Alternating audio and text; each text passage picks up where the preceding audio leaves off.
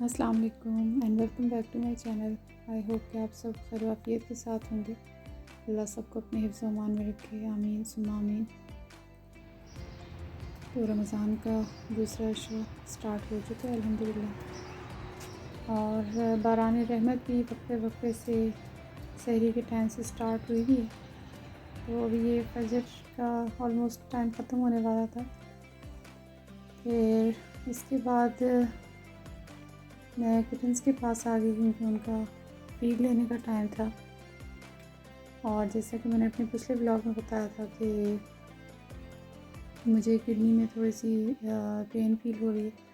उसकी वजह से मेरी जो कमर है, लोअर बैक, उसमें काफ़ी स्टिफनेस सी है। तो बड़ी मुश्किल से मैं इनको झुक के फीड करवा रही थी।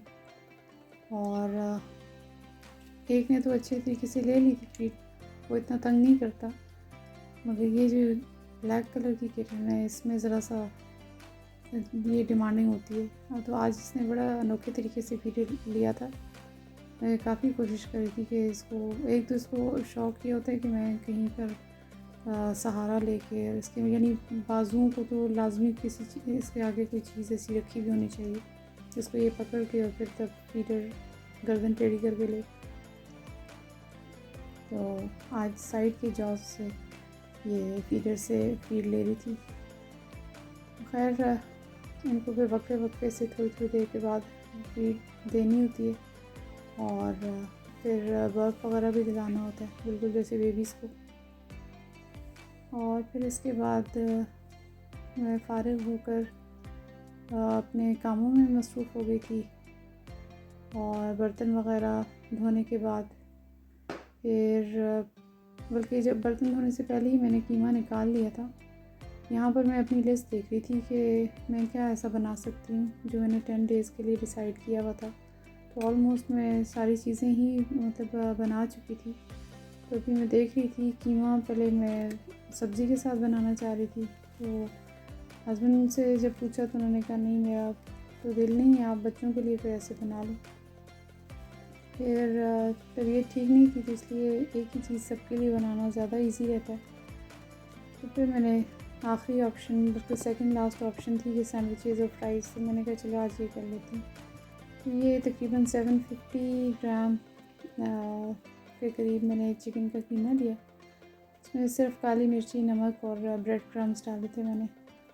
और हैमर से ज़रा इसको मैंने मतलब बीट किया, और ताकि रेशे जो हैं और बारीक हो जाए। तो फिर ये टूटता नहीं है कबाब। वैसे भी चिकन तो जुड़ जाता है जब आप इसको कोफ्ते बनाएं या कबाब वगैरह बनाएं। तो लेकिन जैसे सीख कबाब के लिए भी मैं हमेशा इसको कूट लेती हूँ या बारीक उसमें चॉपर में कर लेती हूँ और अच्छी तरह से पीस लेती हूँ। तो इसके अलावा इसमें वो भी डाल सकते हैं, अनियन पाउडर वगैरह, गार्लिक पाउडर भी, लेकिन मैंने कुछ भी नहीं, सिंपल सा मतलब वो किया था। इसको फिर मैंने छोटी छोटी पैटीज़ बना के और साइड में रख दी। यहाँ पर मैंने कहा चलो सॉस भी लगे हाथों बना लेती हूँ। तो सॉस, मेरा दिल था कि मैं इसको इसकी केचप की बोतल में ही डाल दूँ मिक्स करके। तो जितना केचप बचा हुआ था वो मैंने प्याली में डाला, और साथ में मस्टर्ड थोड़ा सा लिया। अंदाज़े से मैंने ली थी सारी चीज़ें। और चिली गार्लिक जो थी वो सॉस ली, और फिर 3 टेबलस्पून मैंने मेयोनीज़ की डाल दिया। अच्छी तरह से मिक्स किया, और फिर उसको मैंने बॉटल में डाला। केचप वाली बॉटल में मैंने कहा स्क्वीज़ करना इजी होगा।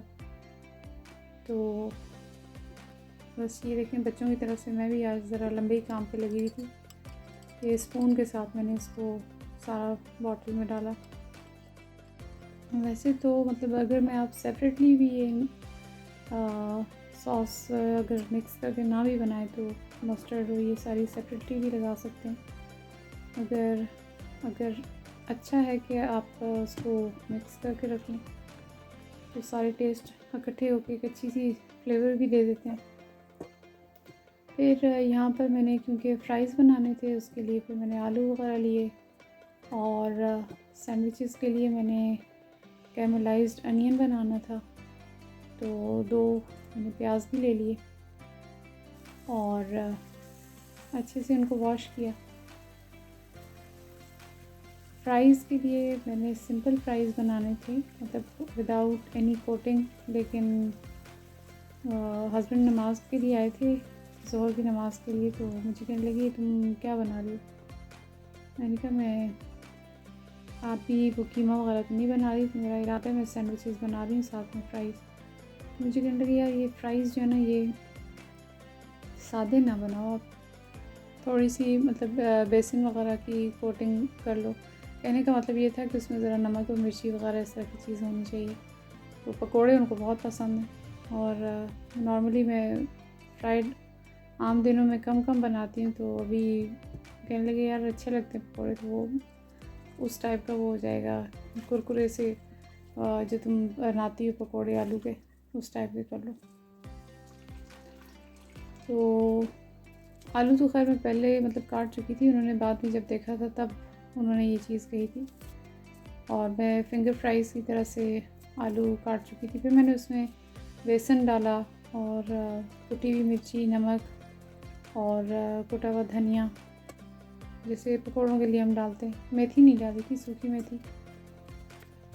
यहाँ पर मैं स्लाइस करी थी अनियन, और क्योंकि मुझे सैंडविचेस के लिए कैरमलाइज्ड अनियन चाहिए थे, तो इससे काम आपका और भी आसान हो जाता है। अगर आप बीफ सैंडविचेस या बीफ के बर्गर्स वगैरह बनाते हैं, उसमें भी आप ये कैरमलाइज अनियन बना के डाल दें तो बहुत मज़ेदार सा टेस्ट आता है, और सही रिचनेस भी फील होती है आपको।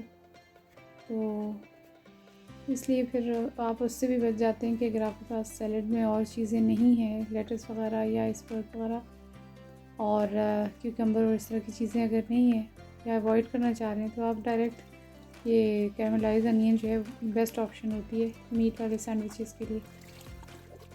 तो फिर उसके बाद मैंने ये आलू वगैरह काट लिए थे और इसको भिगो के रख दिया था, और यहाँ पर मैंने कहा कि काम अपने आसान करती हूँ, और ब्रेड को मैंने पूरा स्प्रेड कर दिया था इस ट्रे में, ताकि अलग अलग से टोस्ट करने के बजाय एक ही दफ़ा मैं ब्रॉयलर लगा दूँगी जब अफ्तारी के करीब का टाइम होगा, तो सारे एक जैसे टोस्ट हो जाएंगे, और सिर्फ सबको फिर अपनी सेल्फ सर्विस यानी पैटीज़ उठाई और अपना अपना सैंडविच बनाया, तो इस तरह से होगा। अच्छा, यहाँ पर मैं कैरमलाइज अनियन बना रही थी, उसके लिए मैंने फिर अनसॉल्टेड बटर लिया यहाँ पे, और उसको मैंने मेल्ट करके और जितने भी अनियन थे वो इसमें डाल दिए। आप इसको यानी सॉटे करते हैं, लेकिन हल्का सा उसमें जो कलर आता है और कच्चापन जो होता है वो ख़त्म हो जाता है प्याज का। तो रोज़ों में वैसे भी दिल नहीं करता कि आप प्याज वाली ऐसी चीज़ खाएंगे जिससे आपको गंदी या तो डकार आए या आपकी सांस स्मेली हो और उसमें प्याज की स्मेल हो, तो इसलिए ये बेस्ट ऑप्शन है कि आप अपने सैंडविचेस वगैरह बना रहे हैं तो उसके लिए आप ये डालें। फिर आपको ये जो सॉस बनाई थी वो, और साथ में ये बेहतरीन किस्म का टेस्ट है भी ये बटर के अंदर आपने इसको सॉटे किया हुआ होता है, तो बहुत अच्छी सी फीलिंग और अच्छी सी एक मज़ेदार सा फ्लेवर आता है। तो इसको भी मैंने रेडी करके और कंटेनर में डाल के कवर करके टेबल पर ही रख लिया था। तो स्टेप बाय स्टेप अपनी चीज़ें आसान कर रही थी। आपने देखा होगा मेरी टेबल पे बहुत ह्यूज किस्म की कोई वो अफ्तारी नहीं होती, लेकिन अल्हम्दुलिल्लाह जो होता है उससे बहुत अच्छे से फिलिंग हो जाती है, पेट अच्छे से भर जाता है, हेल्दी भी होता है। तो जितना आप खा सकें और उतना ही मतलब बनाना चाहिए। यहाँ पर रहते हुए पाकिस्तान की अफ्तारियाँ तो खैर बहुत याद आती हैं। एक तो मुझे सबसे ज़्यादा मज़े की बात ये लगती है कि आप कुछ भी बनाते हो, आप अपने नेबर्स में लाजमी शेयर करते हो, तो फिर उनसे फ़ीडबैक भी आती है और वो भी आपको कुछ ना कुछ अफ्तारी में दे रहे होते हैं। तो मतलब एक बड़ा प्यारा सा एक माहौल रमज़ान का होता है, तो वो टाइम बड़ा याद आता है मुझे। अल्हम्दुलिल्लाह हमेशा बहुत अच्छे नेबर्स मिले। अच्छा, यहाँ पर मैं साथ साथ बता दूँ कि पेटीज़ को मैंने बहुत तेज़ आंच के ऊपर हाई फ्लेम समझ लें उस पर मैंने 2-2 3-3 मिनट के लिए ईच साइड फ्राई किया था, क्योंकि ये था भी ब्रेस्ट वाला कीमा, तो ये बहुत जल्दी पक जाता है, और ज़्यादा अगर फ्राई कर लें तो ये फिर ड्राई हो जाता है, तो अच्छा नहीं लगता। हाँ, तो मैं बात कर रही थी नेबर्स की। तो यहाँ पर वो वाला, यहाँ तो मैंने आपको बताया भी कि जिस टाउन में हम लोग रहते हैं यहाँ पर तो अपनी कम्युनिटी ही नहीं है, और मुस्लिम कम्युनिटी भी इस टाउन में मतलब कम कम नज़र आती है। और बाकी ये कि अगर आप अपनी देसी कम्युनिटी की बात करें, पाकिस्तानियों की या इंडियंस की, तो वो तो मतलब ना होने के बराबर है यहाँ आस-पास में। तो हाँ, ये ज़रूर करती हूँ कि कोई चीज़ अगर बनाई, स्पेशली बिरयानी वगैरह कुछ ऐसी चीज़ें, तो जो मेरे हस्बैंड के एम्प्लॉइज़ वगैरह हैं तो उनके साथ ज़रूर शेयर करती हूँ। तो यहाँ पर लोगों को बिरयानी बहुत अच्छी लगती है, रायता उसका भी कॉन्सेप्ट है, क्योंकि अब चीज़ें जो हैं वो लोग ट्राई करते हैं यहाँ पर, तो बड़ा उनको अच्छा लगता है टेस्ट इसका। और वैसे भी यहाँ टेक्सास जो स्टेट है, यहाँ पर स्पाइसी खाने जो हैं वो लोग पसंद भी करते हैं। तो खैर डाइवर्सिटी तो अब वैसे भी है ग्लोबली अगर कहा जाए तो। और आप खाने और कुजीन्स वगैरह एक दूसरे की शेयर करते भी हैं, और मतलब टेस्ट करते भी हैं। यहाँ पर अब रोज़े का बहुत ही थोड़ा सा टाइम, आई थिंक 5 मिनट्स रहते थे, और हमारे टोस्ट भी अच्छे से मैंने ब्रॉयल कर लिए थे, रेडी हो गए थे, और सबकी प्लेट्स में मैं रख रही थी ताकि हर कोई अपना अपना पैटीज़ अब उठाएगा और सैंडविच बनाएगा। मैं एक सैंडविच आपके सामने भी बना रही थी। तो साथ साथ ये भी बात कर लें कि अब क्योंकि अल्हम्दुलिल्लाह सेकंड अशरा स्टार्ट हो गया, अल्लाह बस हमें ज़्यादा से ज़्यादा तौबा और इस्तिग़फ़ार की तौफ़ीक अता करे, और हमारे रोज़े कबूल करे, हमारी कोताहियों को माफ़ करे। आमीन सुम्मा आमीन। चलें जी, नेक्स्ट व्लॉग तक आप लोगों से इजाज़त चाहती हूँ, और दुआ में याद रखिएगा, और आप सब भी मेरी दुआओं में इंशाअल्लाह शामिल हैं। अपना ख्याल रखिएगा। अल्लाह हाफ़िज़।